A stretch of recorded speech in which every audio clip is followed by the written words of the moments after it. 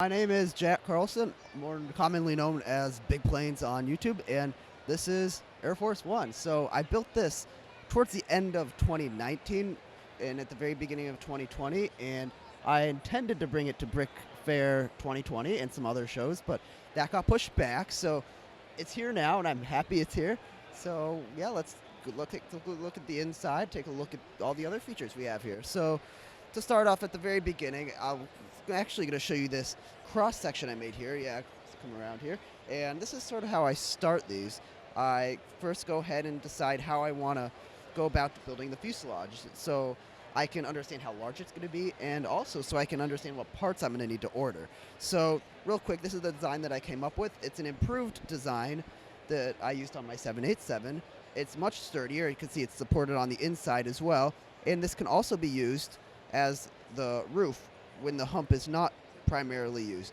So this is really useful. I went ahead and designed this first before I actually put any bricks together for the aircraft, and this is what the cross-section for the 747 or Air Force One looks like. It's very large. I believe it's 22 studs wide, so it's quite large.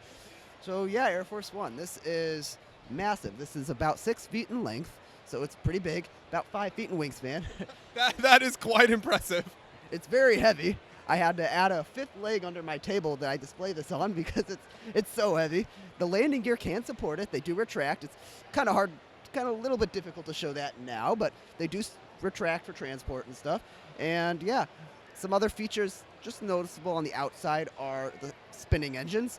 It's a little bit gimmicky, but kids seem to like it at shows, so I decided I would include it. It was pretty tricky with this one because the engine cowlings are so small, but it worked, and I somehow figured it out. So another interesting feature that we have here are the trailing edge control surfaces. Now, on a lot of other planes, I've done flaps, whereas on this one, I wanted to also have spoilers.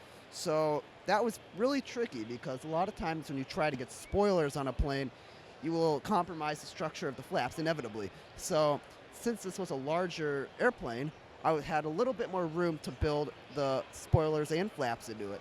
So I'm going to see if I can demonstrate this to you. Sometimes it works, sometimes it doesn't, but it's a triple slotted Fowler flap, very much like my previous 747. So this last one right here works, just folds up. This entire section here can fold up and slot in. This entire thing can just slot right in, see if it can work. Like so. Like that. It's a little bit rough, but it works. And then these flaps right here, these spoilers can just come down like this and fold right into place. Like that. That one will come in later. Just comes right down, like that. Yeah. You've got all these functions just like the real plane. Oh yeah, and this one was tricky because it has to have like a double hinge mechanism using battle droid arms. This one right here. There we go. Yeah, so it has to have a double hinge mechanism much like the real one, or else I would end up with a big ugly gap right here. And then of course the flap tracks at the very end could come up and slot right into place. So that's what it looks like when it's retracted, and that's what it looks like when it's extended. Of course, this took a little while to figure out because space is at a premium inside of these plane wings because there's all sorts of things. Like for the engines, I had to run cables through the wings. For the lights, which looks like have turned themselves off, I also have to run cables through the wings. And there's a lot of very tight things going on in there. And of course, I want to make sure the wings can actually hold themselves up, since that's pretty important. So the wing box structure is also pretty complicated. I can't really show it super easily, but do know that it is pretty much set at a 45-degree angle for the leading edge. And it also has a dihedral, which means the wings point upwards. So yeah, that was one of the most challenging parts of this. Another thing that I really wanted to get right with Air Force One is the color scheme. So it's pretty iconic with the light sort of baby blue on the bottom and the normal sort of darker blue on the top with the white back sort of fuselage and dark tan sides, stripe going down the side. And I decided on those colors after looking at the real plane and looking at multiple pictures during multiple lighting conditions. And my opinion, I thought light aqua. So Lego's light aqua color was most accurate. A lot of people have used medium azure, maybe just blue, but recently Lego's come out with a lot of new light aqua colors, especially these 2x3 curve slopes that have made the engines possible. So that was really helpful, and I was able to get those directly from Lego. All the parts are brand new.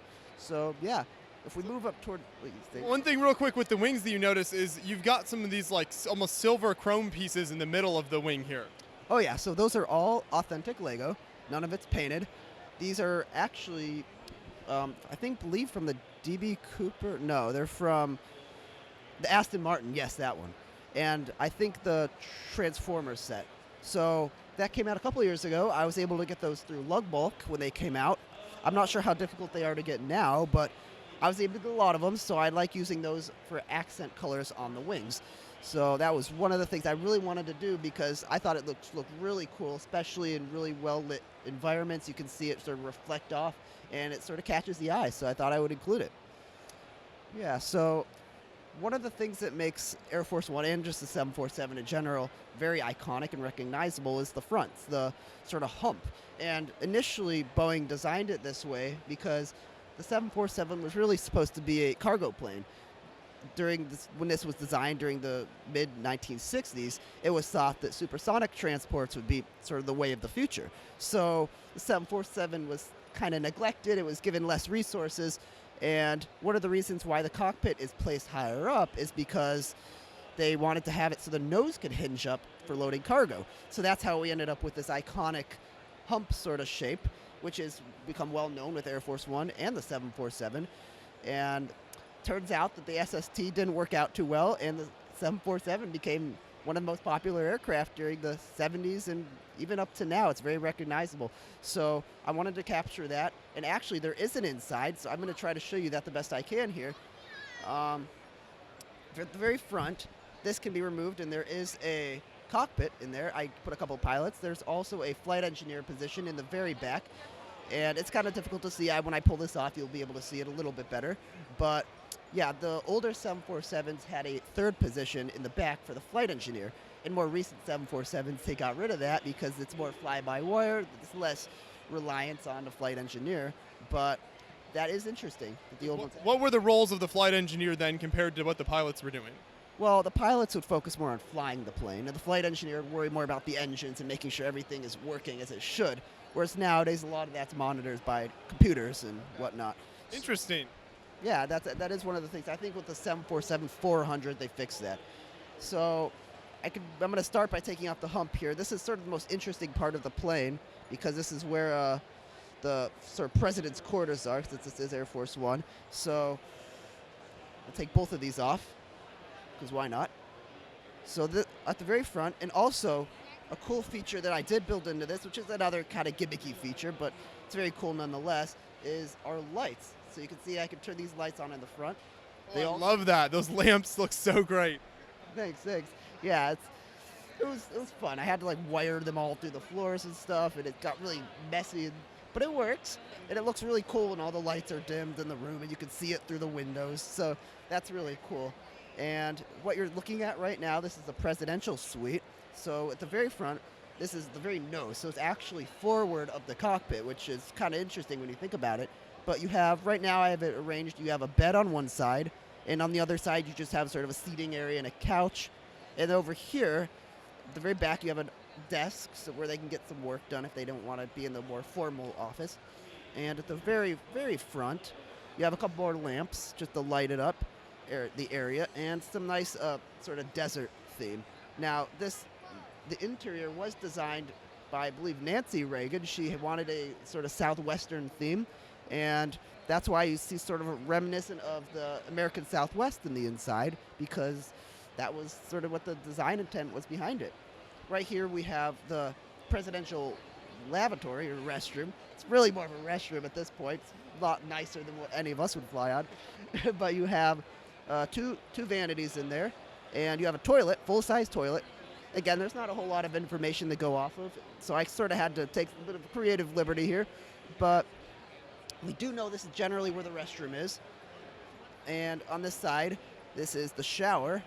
I used the Ghostbusters hose piece that came in with the Ghostbusters set as the shower arm. You know what I mean? Yeah. And I used one of these little faucet pieces for the shower head. So as we move back a little bit more, this is the presidential office, so one of the more recognizable places. There was a little bit more source material on this, and I have a full-size door here, a nice wooden door leading into it. You can see this leads directly out onto the stairway. That's how the president would deboard the plane. Very convenient. And these lights right here are controlled by a different circuit, so they do also work, but I have to pull a piece off the bottom, so I'm not really going to do that right now. But you can see this nice wide couch right here. This is a lot of times where the president would just relax, sometimes bring his kids. And then on the other side, we have the more formal desk with a always very important coffee mug. So, yeah, that's definitely one of the things. Now, this next bit gets a little more tricky, so I'm going to have to prop up the tail if we want to get to the inside. I had to design this in a very special way because it also acts as a structural support for the rest of the plane. But this can just slide forward like this, and the whole section here can be removed pretty easily. And then, of course, at the very back of the plane, this can break apart for transport, but for right now, it doesn't need to be. I have to open a little door here. There we go. And this whole section can just be lifted off as one, so like that. So once we remove that, we can see the entire interior of Air Force One. And so we'll start where we left off right up here. So this right here, well, let's just go back into the hallway since that's sort of where we would go. So this is just some seating area for executives or whatever. And generally the rule with Air Force One is you can go back from your position, but you can't go forward. So if you're stationed maybe in the medical area, you cannot go forward. You can only go back. And this right here is, well, this is the medical area. So if we come here and go through the door, this is the medical area. You can see it does have a fold-out bed and a stand. So the way this actually works is there's a light right here, and there would be a medical bay on Air Force One in case there was an emergency, a medical emergency. Now, if it's a real bad medical emergency, obviously they have to land and get to a real hospital. But they have a bed here and a little IV drip and a light, along with some other tools and medications in case they need to. This does fold up, so the light folds into the wall, and this entire bed can fold up into the wall as well. And the cart just sort of hangs around. And on the other side, there are some cabinets and such for just medications, any surgical equipment they might need. Again, it's for pretty much smaller stuff, and if anybody gets like sick or something. Right behind that, or right next to it, this is the staircase that actually leads down to the retractable staircase. So right now you can see I have my sort of fancy red air stairs out, but in airports where they maybe can't get that, there's a retractable stairs. So when we get to the tail, I'll show you how that works, because there's also one back there, but that's in case they don't have any air stairs at the airport they're at. And right behind that, right behind this staircase, is the staircase that leads to the upper deck. So actually, this would be a great time to show you what's in the upper deck, which is right here. I know I sort of neglected to show this in my video, but at the very back, we have electronic warfare officers, so this is where they would be stationed. Right now, I have 4 seats, along with some consoles and such. And yeah, and if you walk through the hallway there, I'm going to flip this around. You can see on this side, there are some bunks. And on this side, this is a lavatory. It kind of blocks the view.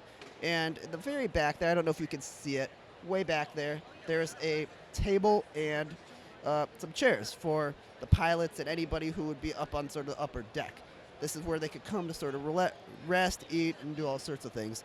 So that's what's up here in the upper deck. This was a 747-200, I believe, not a 100. So it has a shorter upper deck, but there is stuff up there.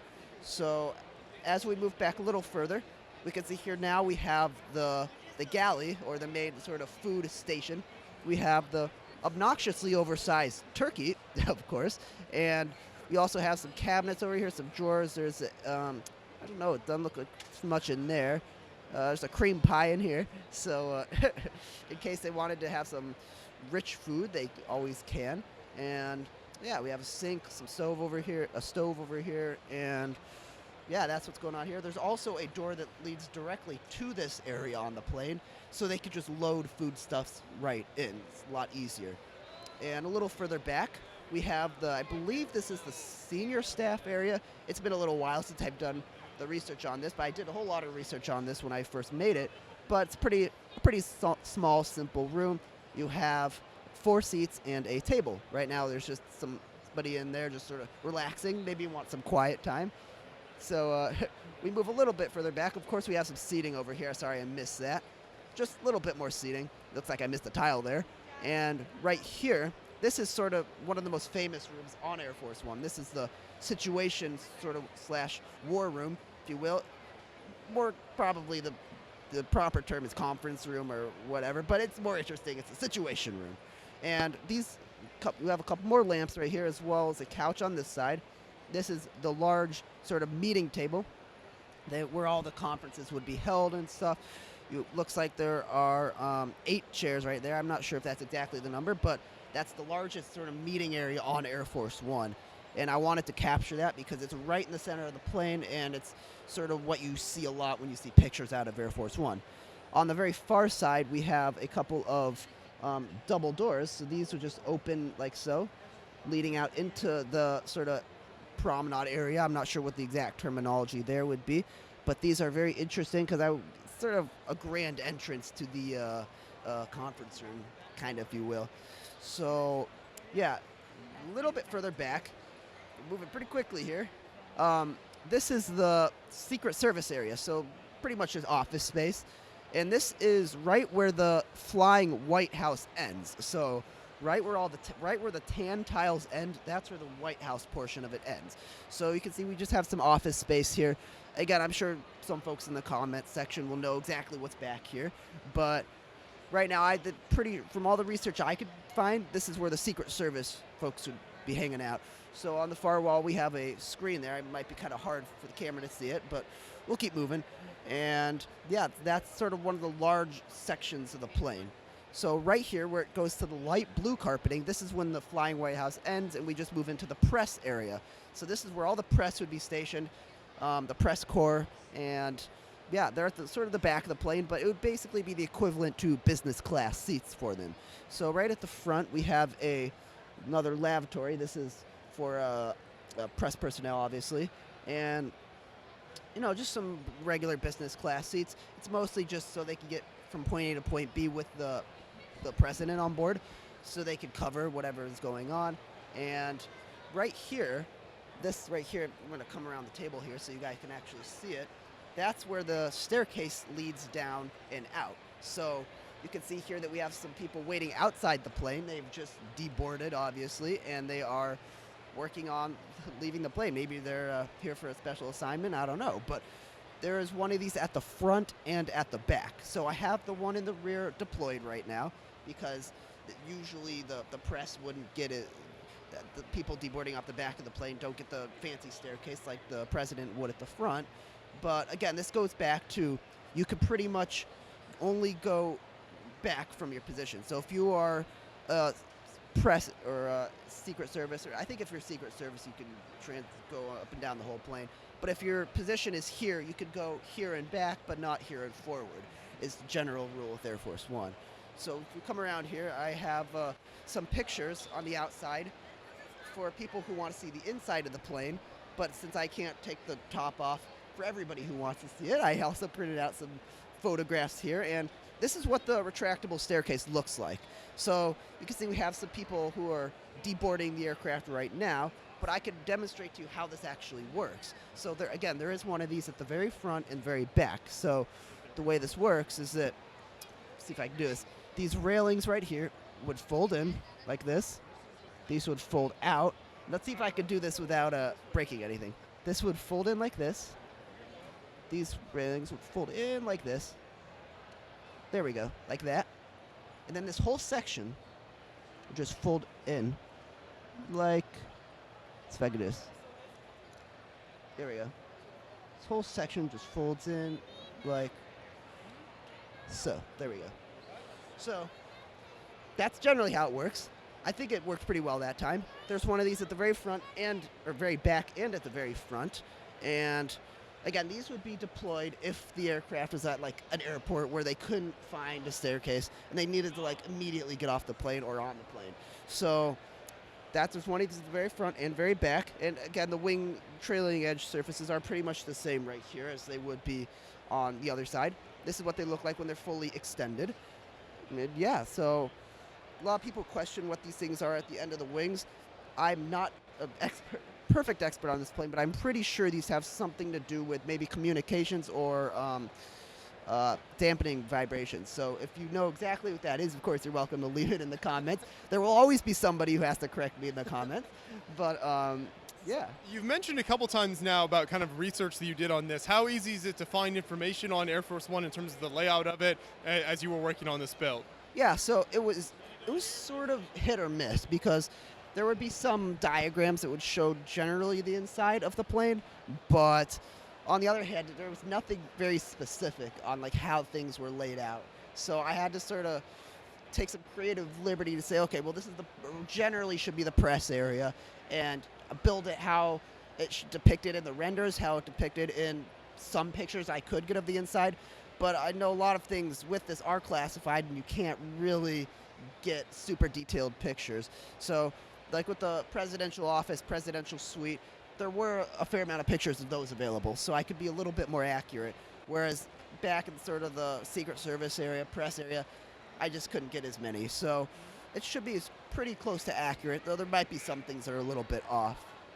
Then you also have the helicopter here as well, right? Oh, yes. This is Marine 1. So this is a VH-3D Sea King, I'm pretty sure. I'm pretty sure on that. And it's been in use for a long time, I believe since the late 70s. And this is sort of the primary presidential mode of transportation. So they would fly this from the airport, or no, from the White House to the airport to board Air Force One.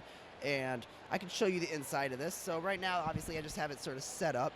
But the way this works, and very much like the other one, there isn't really a staircase you pull up to this. The way this works is that you just pull this out. See if I can get my nails in there. Here we go. So this would pull out like so. And these railings would then, oh, I knocked him over, pull up like this. So that's how the stairs would work. Both of these can retract, so that is important. And yes, there is an inside, so I can demonstrate that too by just pulling this roof off right here. That comes off pretty easily. And the inside is pretty basic, though there is a seat for the president right here. And we have some seating on the outside for anybody else who wants to fly in the helicopter with him. And at the very front, we have the cockpit. So again, pretty rudimentary, but there are a couple of yokes in there, since I'm pretty sure that's how you fly helicopters, and it's pretty durable. You can see that I can pick it up for you if you want to get better camera angles. You can see that I just have a small lamp over here, and one of the challenging aspects of building this was actually sourcing all of the dark green. Since dark green can be a little bit difficult to source, I know a lot of military builders will use dark green a lot in their builds, so that did make it a little bit difficult, but I was able to do it. Right. No, you captured this very nicely as well. So both of these are kind of iconic aircraft that many people will recognize. You did such a good job with this. With Air Force One here, when you're bringing this to show, you mentioned how heavy it is, how big it is. What's that process like for you? Yeah, so this one actually has to get broken down into modular sections. And actually, the funny story about this is that I flew to BrickFair, I did not drive, so this had to get packaged into a box and checked through TSA. So that's always fun, hoping that, one, they don't break it horribly, and two, they don't lose it, because sometimes you'll get to your destination and it just won't come off the baggage carousel, and it sort of leaves you wondering, okay, where is it? That would have stunk, obviously. I wanted to have this at BrickFair, and usually they find it after a few days somewhere, where they got sent to the wrong airport, but yeah, it made it. Not much broke when it was coming out, so yeah, I'm pretty pleased with that. And the helicopter here, the last little feature I'll show off before I reassemble this. So when I put the top back on, this again is based off of a Navy design, so the rotors can indeed fold. So these fold back like this. And of course, the ones at the front could fold back like this. And this is really important because a lot of times when they transport this on the C5 Galaxy or wherever else they may be going, they have to be able to fold the props in, or the rotors in. So yeah, usually Air Force One would actually travel, or the president would travel with multiple of these. I believe it's like 3 or 4 usually, so you don't know exactly which one they're on. But I only built one because that's all the budget would allow. But yeah, so obviously here, I sort of threw this together last minute, but this is my attempt at least at an air stairs. and has the red carpet and everything. See, we have our Air Force personnel in their dress blue waiting for the president to deboard the plane. And you can see we have some Secret Service sort of dotted around the place in their ties, coat and ties, looking very serious, like they're keeping track and monitoring everything. So, yeah. That's great. Both of these builds are super impressive. Thank you so much for giving us the full tour too. I know there's so much detail in there, so I really appreciate you kind of breaking it all down for us and showing us the whole process. Oh yeah, totally enjoyed it. Glad I could bring this to BrickFair, and I'm glad it's finally at a show. It's been way too long. So That's right. Keep up the good work. We'll look forward to seeing more from you in the future. of course, I plan on bringing more.